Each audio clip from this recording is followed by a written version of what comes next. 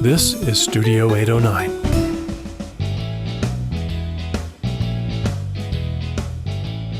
Hi, everybody. Welcome to the Outdoors Hiking Bob podcast. I'm your host, Hiking Bob Falcone. You can find me on my website at hikingbob.com, which has links to my social media, my other podcast, my other website for photography, and also you can sign up for my newsletter, which comes out about once a week and is for free. And you can also email me if you have a topic or a guest or a suggestion or a comment or whatever, and you'd like to get in contact with me. You can do all of that at hikingbob.com.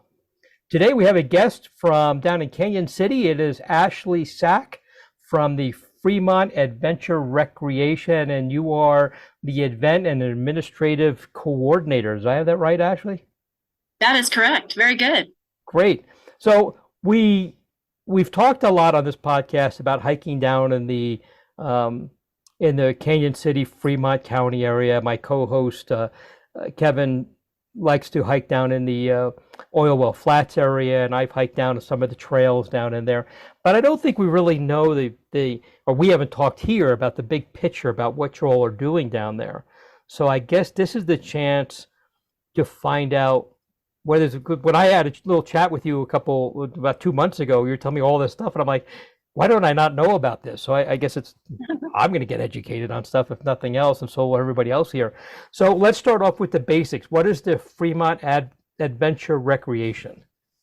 Yeah, thank you so much for this opportunity to talk about my region and my organization. Those are the two things I love maybe most in the world, but I would guess probably behind my family, my two boys. Sure. So I can talk about trails and hiking and biking and running all day. Canon City, if you don't know where we are, we're situated about an hour west of Colorado Springs, just downriver from Salida. So we're in a beautiful location. We are surrounded by thousands of acres of Bureau of Land Management land. And we are incredibly fortunate because right around the turn of the century, there was a congressman named Guy Hardy, and he was a resident here, also served in Congress, and he helped set aside 3 absolutely beautiful mountain parks. And those parks include Temple Canyon Park, Red Canyon Park, and you might have heard of it, the Royal Gorge Park. And most people consider those to be small mountain parks, and they certainly are. But over the last couple of years, the organization that I work for, Fremont Adventure Recreation, or FAR, in conjunction with the city and other land managers, have really tried to build out some trail systems to make those 3 parks more accessible to people. So for example, the Royal Gorge Park, most people think of the small amusement area, which is absolutely incredible. It includes the Royal Gorge Bridge. If you haven't walked across that, that's fabulous. Also includes some other amenities and attractions that are just fabulous. But that park is just a small percentage of what the Royal Gorge Park actually includes, which is over 5,000 acres of public land. 5,000 acres in Colorado is pretty incredible to have set aside for public recreation. So we started with a little 1.7 mile trail called Canyon Rim back in around 2014 or so, after the Royal Gorge fire essentially burned a big swath of that park.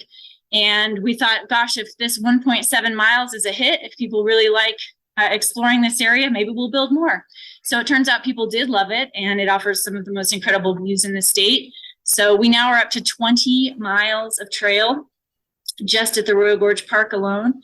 And that is just a portion of the roughly about 62 miles of single track trail that has been built in our region over the last probably about 5 years or so. So we've had a huge boon of trails in this area. And I think that's why, to your point, I think that's why folks don't know about it. It's because most of them are very recent and very new, but that doesn't mean that they aren't absolutely incredible. So we hope that people will find us where most of our trails are on co-treks or on all trails. They're pretty much listed anywhere you need to find your maps, whether those are hard copy maps you can pick up in local areas or your online maps that offer kind of that ability to track and find new places and save your routes and things like that. So how is that for an introduction? That's a great introduction. I had no idea. I mean, obviously, I've lived here for more than 30 years. I've been to the Royal Gorge Bridge a number of times. I even did the zip line across it. taking the trolley, the cable car across it, walked across the bridge. I did the train under it. I've done all kinds of stuff there. And it's been a number of years, so it may have even been since before you built all those trails there, which is probably why I'm just not aware. I mean, Royal Gorge Bridge, if you live here, it's one of those things you go to a couple of times. You bring, friends who are visiting, and then after that, you kind of like, I've been there before. So, it doesn't rise to the top of your list. But now, so I probably just, my timing was just wrong to catch on all these trails you built. Yeah. So you have 20 miles of trails just in that park. That is just in that park. That's an incredible amount of trails. So it gives you an idea of the size. Like you said, 5,000 acres. That's huge. It is huge. And those trails are only on one side. So if you can envision, I know podcast is hard, but if you can envision a giant rectangle of 5,000 acres, the river and the gorge actually bisect that rectangle right through the middle. So all of the trails that I'm speaking about are on the north side. So there's nothing on the south side as yet. So on that north side is a collection of trails that really, Bob, I can't even express in words some of the vistas that you see. When you're standing on Canyon Rim, you're looking down at the river. You're looking across at the south side. You're looking at the wet mountains. You're looking at the Sangre de Cristo Mountains. Some of the views are just unparalleled. Of course, I'm biased because this is my home and I love it. But I mean, if you search, on social media, if you look at the hashtag for Royal Gorge Trails or Royal Gorge, you'll see some of those vistas, and they will convince you to head down here. And I want to give kudos to the city, our landowner on that parcel of property. As I said, it was originally handed over to the city from the federal government at the turn of the century and has largely been undeveloped. But in the last 5 years, they've really worked with nonprofits like ours who are interested in making those places more accessible. And one of our biggest projects, and one that I'm most proud of, and we at FAR and the city are most proud of, is the addition of the Point Alta Vista Trail. So I'll let you Google that as you're listening. Google Point Alta Vista Trail, and you will see a 1.1 mile trail. It's an out and back, but it terminates at what used to be the old Royal Gorge Railway. It was a little miniature train railway that went out to the rim of the gorge. I think at one point it cost 50 cents or whatever you had in your pocket, I think is what they said, or whatever you can afford. And when that little train went defunct, it went out of business in the early 2000s. Those trestles that the train ran on, some of them are huge, especially compared to, the fact that the train was a mini train. The trestles are big. Those trestles just sat there, and the city thought, we're going to have to tear those down. They're kind of a public nuisance. They're on public property. They could be dangerous. And as we started building trails out that direction, our organization in the city thought, well, maybe these could actually be used for something. So collectively, we figured out how we could fund refurbishing the trestles and redecking them, because obviously they were for a train. So if you tried to walk on them, you'd fall through the middle. So those were redecked and refurbished and made safe and accessible. And now you can walk out to Point Alta Vista or bike. You can bike as well, or push a stroller and stand out on that platform and stand where folks used to disembark that little train years and years ago and look over the river and have those incredible views. And it's all free. All of this, as I failed to mention, all of these trails are free because they're outside of the pay area. So they're accessible to anyone who wants to come out, park at a free trailhead, enjoy an incredible walk or bike. And that's all for $0. That is awesome, and I'm picturing that view, and it's just, I need to come out there and take a look at this. Yes. And unfortunately, today when we're doing it, and just give the listeners some background, I was supposed to actually go down to Canon City, and we were going to do this in person, and my goal was to go hiking after that, but unfortunately I had something come up, and I had to stay here in Colorado Springs. But that does not mean I'm not going to get down there as soon as I can to try out these trails. It'll be there for you, I promise. Oh yeah, it sounds like it will be. I actually like the idea that these are newer trails, because that means they're built to more modern standards, better than we would have built them 30 years ago or something. And I'm sure that they're built to last and will be there for a very long time. Yes. So a couple of questions, I think you've answered them. So this was BLM land, and then it was deeded over to the city. So now the city owns all this land. And Correct. you are FAR is independent agency that you work with the city, or are you actually part of the city government, or how does that work? Yeah, great question. So we're just a nonprofit, started in 2010 by a group of friends who lived here in Canon City and thought to themselves, man, this is a beautiful area, but there aren't very many organized recreational opportunities. So one of our seminal events was the Blossom 5K, which happens the first weekend of May every year. Blossom Festival has been happening for over 100 years. It's an incredible festival that the entire community pitches in to make fabulous. So in 2010, we kind of incorporated and became the owners of that race, and kind of continued to add new events to our repertoire and to our calendar, just so that folks in this community could have something to participate in, bring the community together, but also explore some of our open spaces and trails.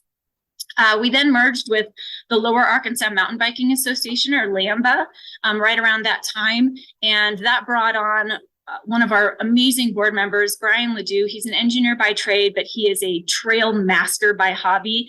And he has informed and helped our board to assist land managers in planning trails that will be enjoyable for all.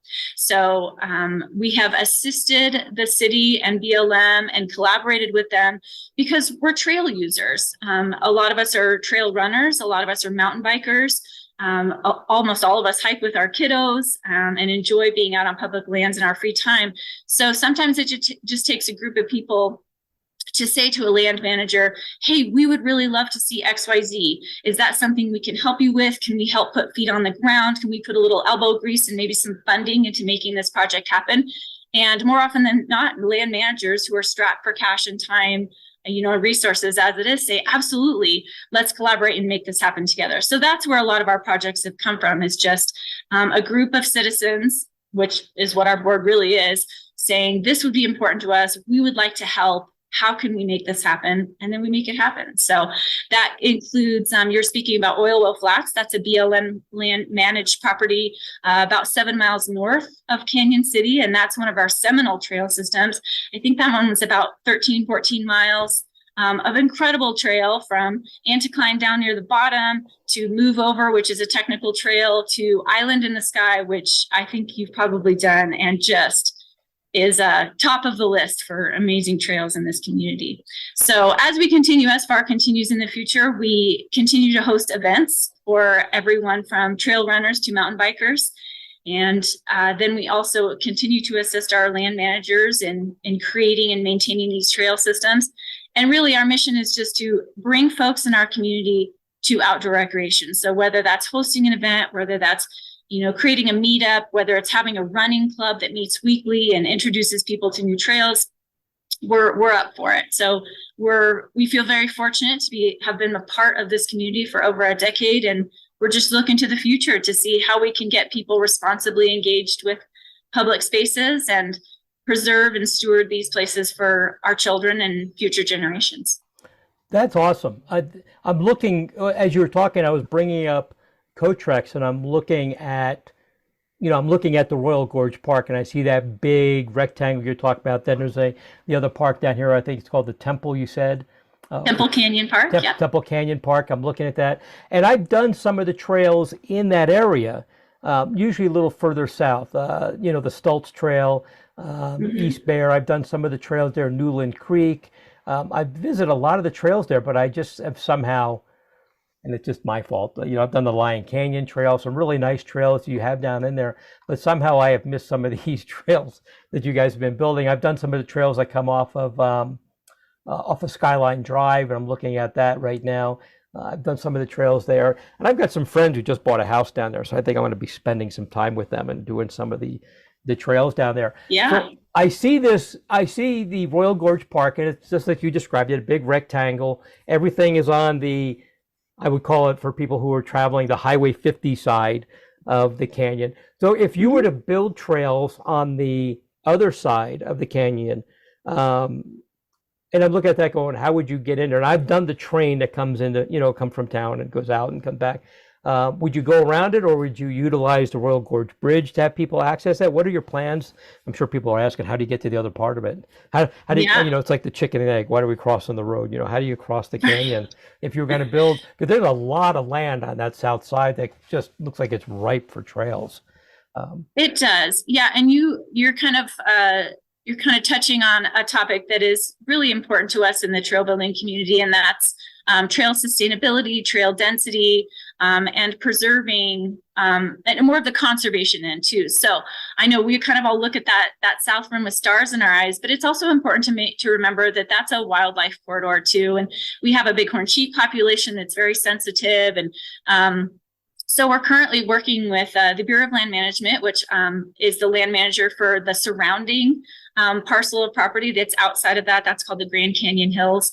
So we're working with them to see what is possible and what's possible responsibly. Because although it looks like you could probably put 20 miles of single track trail back there, that might not be what's best for our community. So we're looking at that. Currently, though, if you're a gravel rider, I don't know, Bob, if you have dabbled in the gravel riding like so many people have started to take up in the last couple of years, it's a beautiful gravel route. So if you start in town and you either go through the single track trails of South Canyon, or if you go up Temple Canyon Road, you can actually ride around that backside. And it is possible to access the bridge, although that's not something that has been used for private use. So a lot of events have been doing that recently. They've used that Temple Canyon Road to access the bridge and then go down Highway 50 and back into town. That's something that we would love to open up to the public. It's not something that's currently available right now, but that would be one of the ways that would be fantastic to create a loop. So as I said, all of this is in the works. We're very happy with our 20 miles on that north side and are currently exploring ideas of how we could allow that to be more accessible for gravel riders, for single track riders, for hikers. But obviously the Royal Gorge Bridge is one of our most incredible assets in this community, and to integrate it into a trail system would be just a phenomenal opportunity for citizens, visitors, and hopefully for the bridge and park itself. But as I said, that's not something that's currently available, but we're certainly looking to the future and seeing how that could be mutually beneficial for all parties. You kind of touched on a subject that came up at a meeting I attended last week, and there was some discussion between conservation and recreation. And, a couple of us made the point at this meeting that responsible trail building is actually also conservation. So you can do these things together. New methods of trail building do support conservation. And of course, here in Colorado Springs, we're working on a couple of big projects. We're working very closely with our wildlife managers to make sure that we are at least looking at wildlife corridors and habitats and things like that before we go in and, start swinging shovels and stuff like that and digging up and making new trails. So that's pretty cool. Yeah, it's not like there's not enough to do. You've got 20 miles of trails on the north side. There's plenty to do there. I'm looking at this going, but there's more. But obviously you have to do it the right way. And I'm glad that that's the approach you guys are taking with that. That's excellent. Yeah. As we look at some of these other parks, like Temple Canyon Park, I'm looking at here, tell us a little bit about what you have available down there. Yes, so Temple Canyon Park is another one of those city parks that was given to us around the turn of the century. And we believe it's also the ancestral land of the Ute tribe. So there's a lot of really incredible lore and history that has happened down near that Grape Creek area. So the temple, from what we know and what you can find out at the local Royal Gorge Regional Museum and History Center, is that temple is named after possibly some Ute and other indigenous populations activity that may have happened down there. The temple that is the namesake of Temple Canyon Park is this really beautiful natural rock formation that you can access by taking a trail from really the top of the rim down to the canyon to Grape Creek, and then crossing the creek either a number of times or one time, depending on which trail you take. And you can kind of hike back into this really beautiful hidden temple or rock formation. And this is something that's been written about. I love the history of public and open spaces. There have been trends, as people have discovered new recreational opportunities. And then the car made everything more accessible, and then hiking had this boom and people were picnicking. And Temple Canyon is one of those places, if you Google it, you'll find that there were articles written in the Denver Post at the turn of the century. There were articles written in the 30s and the 40s, and Temple Canyon kind of had its moment a number of times throughout the last couple of generations. So as we enter a new generation, we're really hoping to create, as you mentioned, sustainable trails. So trails that are built with sustainability in mind so that they don't erode, they're not washing away with every storm that we have down here. And also trying to preserve some of those some of that cultural history as well as we find it and as we know more. So you can access that. There's a parking lot up at the top, and it's a pretty steep trail. So I wouldn't do it now because I think that's pretty snowy on those north-facing slopes. But in the summertime and the springtime, if the water's low enough, also being careful of water flows, you can hike down, cross the creek. It's absolutely gorgeous down there. Look out for snakes, of course, as you always do down in this area, and then cross over the creek and check out that temple. It's pretty phenomenal. So and as I said, also Temple Canyon Road is a great way to experience gravel riding in this area. You can kind of access that back portion and come out on Highway 50 or just turn around and come back the other way, but offers great elevation gain if you're training, offers some great views, and it's just really peaceful back there. So highly recommend for all modes of travel. I haven't done any gravel riding because I'm allergic to road rash, but and if you see me ride, you understand why that is. Yeah, I'm looking at Temple Canyon Park. I'm looking at a couple of trailheads at Temple and Grape Creek, and a number of looks like campsites, and it looked pretty nice. You got a lot of stuff in there, and I see where the temple is up at the top there. So I wish my column at the Independent was still running because I did write quite a bit about some of the trails down in there, and I'm looking at this going, there's so much more to write about that just unfortunately that's not happening right now, but hopefully things get resolved, and when summer comes around I can get back into writing about some of these trails that you have down there. Tell us a little bit more. You kind of dived into the history of FAR, but let's talk about that. Obviously this kind of stuff takes money to do. How do you guys fund that? Do you do donations and memberships? How does FAR work to be able to fund what's obviously a lot of work that needs to be done, and it has been done so far? Living in a small community has been one of the most wonderful opportunities of my life. I grew up in a small community, and living here has just been eye-opening because small communities can achieve great things when everyone works together. And I believe that's what the city of Canon City and the county of Fremont County has done. So FAR was created in 2010, and our events do help fund our nonprofit, which is great. And it's also part of our mission, gets people outside. But the majority of our funding comes from sponsors. So those are our local businesses who have contributed every year, some of them since the inception of FAR, which is just fantastic. And they contribute money to help keep us going. I am the only employee. It's just me. I'm a part-time employee, and those sponsorships really help keep the lights on, which means give me a paycheck so that I can keep pushing out these events and continue to facilitate some of these other projects. We also have memberships, and information about the memberships and also a sponsorship is available on our website at joinfar.org. But I just want to give kudos to our local community for recognizing that nonprofits do the work of a community that nobody else will do sometimes, and that it is expensive. And they have just continued to support us throughout the years. And there's a list of those contributors on our website, and we just can't thank them enough. In 2010, we started to recognize that trails were actually quite expensive, and they were their own expense. So we kind of took a page out of Salida Mountain Trails playbook. They were at that time starting up a program called 1% for Trails, and we just latched on to that. So we now have a 1% for Trails. We call it a community initiative. It's basically a funding program here in Canon City. And we have about a dozen local businesses that basically tack on a 1% donation onto their customer's bill. How that happens is up to them. So if you walk into the Abbey, which I highly recommend you do, the Abbey Winery, and you buy a bottle of Riesling, which I also recommend you do, they will ask you if you would like to add on an additional 1% for trails. So it's your option. You can yes or no.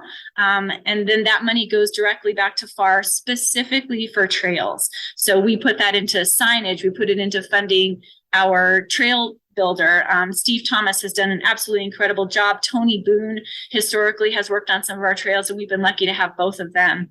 So, or if you go into the Bean Peddler, it's not optional, it's just added on. And that way, when you buy a latte, a little 1% of that cost is funneled back into trails. So those are just two of our participants in the 1% for Trails program. But as I said, we have over a dozen. Again, all of them are listed on our website. And again, I cannot thank those businesses enough. We owe so much to them, believing in us, trusting us. But that's what a small community is all about. It's about recognizing who we are, what we do, and trusting us to make those decisions. And we really love to have a give and take relationship with all of our local businesses. What can we do better? What are you seeing? How can we work together to make this community the best possible? And we have a great community down here in Cañon City. I think oftentimes people haven't visited us or they've heard about us for other reasons. And I really challenge anyone who hasn't been down this region lately, come down and see Cañon City, see our vibrant Main Street, look at how those businesses are supporting the nonprofits like ours in the area, and then head out on trails. And you will have a different opinion of Cañon than you probably started with. I guarantee it.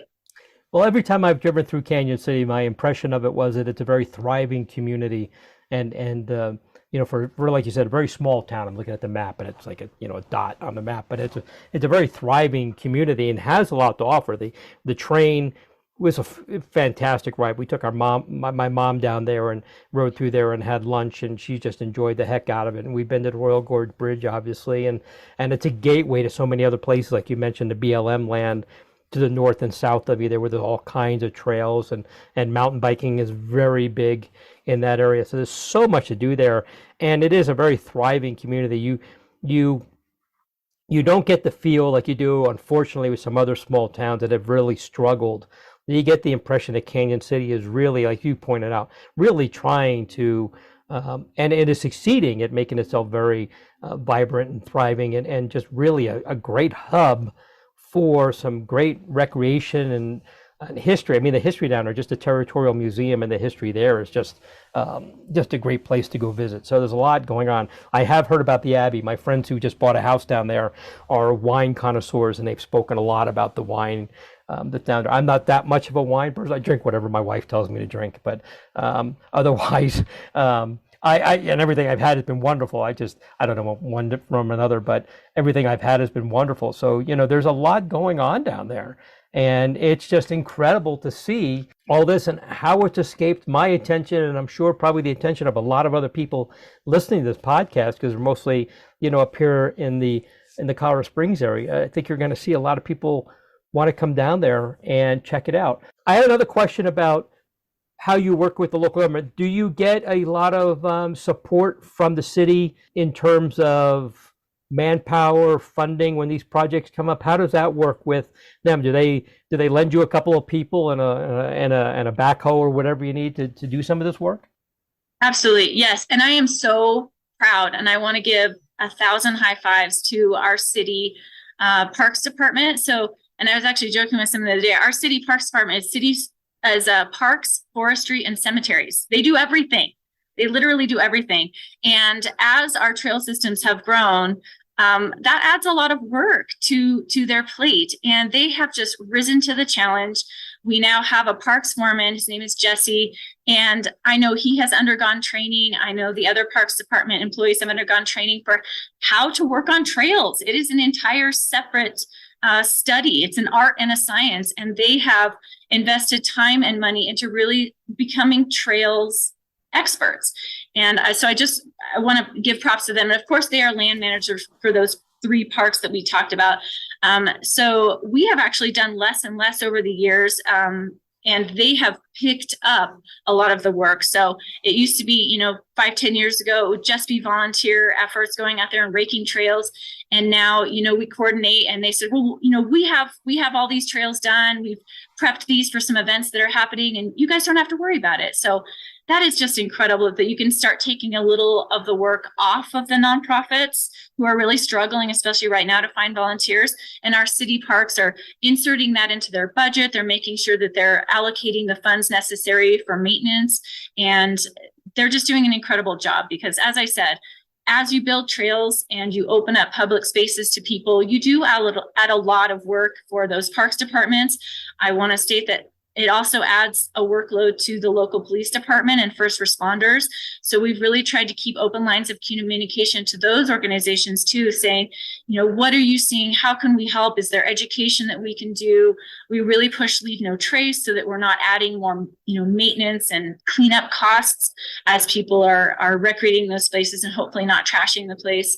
So yes, so we are incredibly grateful to our city for starting to allocate those funds and those resources to our public open spaces and trails, because this is all new territory for them, right? They had this park, the 5,000 acre Royal Gorge Park, for years, and it just kind of sat there. But as you add amenities, it adds costs, and we are just grateful for their collaborative efforts. And, it's like, hey, will you pay for this sign? And we'll put up this kiosk. So it's really a give and take. It's really a collaborative effort. And it's a pleasure to work with them, as it is with our local BLM, as we continue to work with public lands, federal public lands as well. So I think what we're seeing with the involvement of local government was, it used to be, and we've had a lot of discussions at meetings you and I have attended at PPORA and stuff like that, about how local governments at one time looked at parks and trails as, if we have the money, we'll do something.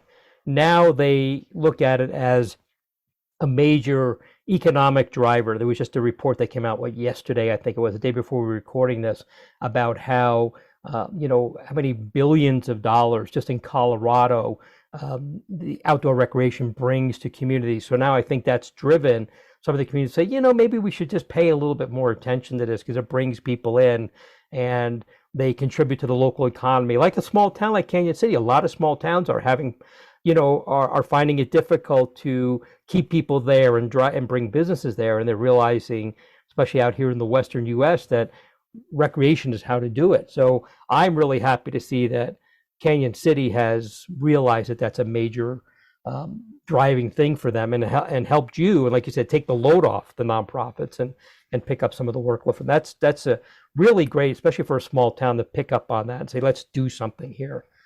Yeah. Wonderful. We have an outdoor recreation industry office in Colorado. We're one of the first states, Right. to have that. I remember we had Luis Benitez down here when he took that office, and it was just eye-opening for a nonprofit that deals in trails and recreation to believe that we had support from, our state government. And that, I really have seen a trickle down of support and funding and conversation that keeps these conversations going about exactly what you said, where small towns like ours, where, the industry used to be mining or, prison industry, and that brought in the money, and those things aren't as feasible any longer. So what's plan B? What's next? And so we always look to communities like Fruta. Fruta had a real boom of trail building, and they have just seen, their downtown begin to thrive because of this additional industry, and that is recreation. And secondly, which is my mission, it's an incredible industry because it gets people outside. It's better for our health and wellness. So it's like this double whammy of economic boon for our downtown businesses and our local businesses. But then it's also an industry that supports mental health and wellness. And to me, that's just fantastic. So we love to see that happening. We like to see our campgrounds thriving. Our campgrounds are family owned and operated. Our Royal Gorge KOA at the top of the hill near the trail system has been an incredible supporter. And so we love to see bikes parked in their parking lot. We like to see those travel vans that are bringing people to the area. And then we know that they're spending money at restaurants and they're using the trail system. So I love to see that. Yes. And we're all interested to see the economic report, to see how much outdoor recreation has brought to our individual communities and to our state, because it's a huge amount. I think don't quote me on this, but I feel like the amount of money that is brought into communities is equal to more than the car industry and the pharmaceutical industry or something like that. Like, it's a tremendous number. It's more than some of our bigger industries put together. Wouldn't surprise me a bit if that was the case. We have just a couple minutes left, so I just wanted to hit on a couple things. If we're driving up Highway 50 and we're headed west there, are there signs there? Can we find that park pretty easily? I'm looking at the map. It's not right on Highway 50. It's back a little bit. So are there signs there we can find it pretty easily, or are there landmarks we should look for? Yeah, absolutely. So you're going to go through town, you're going to pass the territorial prison on your right. And if you want to take a quick left on Tunnel Drive, that also is a trail we didn't talk about. That's fantastic. So take a little walk on Tunnel Drive, get back on Highway 50. You can pass Skyline Drive. You're going to go up what we call 8 Mile Hill, past all those incredible rafting companies that are supporters as well. And then you're going to take a left on County Road 3A. And that's the same road you would take to get to the Royal Gorge Bridge and Park. So, continue on. And as you hit the second cattle guard, that's how we show mileage here in rural communities. Second cattle guard, you're going to see there's a trailhead on your right. That's called the Made in the Shade trailhead. If you continue about a mile further, there's the Royal Gorge Campground. East Ridge Campground will be on your left. There are trailheads there. And if you want to continue just a little further on your right, once again, will be the Canyon Rim trailhead. And that is a great place to start if you've never been in the area. So 3 great trailheads. And then I failed to mention that for the Point Alta Vista trailhead is even further back, just as you pass the KOA, and that'll be on your right-hand side. So 4 great trailheads to choose from for that Royal Gorge Park, and just hours of exploration available out there. And I'm a big fan of Co-Treks, and I'll tell people they are on the Co-Treks. I'm looking at them on my computer screen right now, so they're all there. Tell people how they can find you, your website, social media. How can people find out more about what you all are doing down there? Absolutely. We're at joinfar.org. That's joinfar.org. We are on Facebook at Fremont Adventure Recreation. We're on Instagram. And I'm an elder millennial, so we're not on TikTok. I'm sorry. Maybe later. But you can find us on those social media channels. And we have so many route suggestions. We have maps available. You can download our adventure guide. It's an 80-page document, comprehensive guide to trails and adventures in the area that's available on our website. You can also stop into our Royal Gorge Chamber Alliance, which is down on Main Street, the 400 block. And if you stop in there, they'll give you a brochure, a packable trail map, or an adventure guide that you can take on your way and find all sorts of fun routes to do. Awesome. Well, Ashlee, thank you so much for being on the podcast. Thanks for telling everybody about this. We'll put links in the show notes for this and get everybody looking at what you're doing. I plan on getting down there and doing some hiking. Unfortunately, like I said, today I was supposed to be down there and things change. If you heard my dog going bananas because my next thing is at the door. So that's why, unfortunately, I couldn't make it down there. But Ashlee Sack with the Fremont Adventure Recreation, thank you so much. I really appreciate that you spent some time to come on here. I think that what you guys are doing down there is incredible. It's the power of the people to improve everybody's lives. So I really appreciate that. And with that, with my dog going bananas in the background, hopefully it's not coming in too much on the mic here. But with that, thanks for being on the podcast. Thank you so much, Bob, and happy trails, sir. Hope to see you soon. Thank you. And with that, everybody, thanks for listening to the Outdoors with Hiking Bob podcast.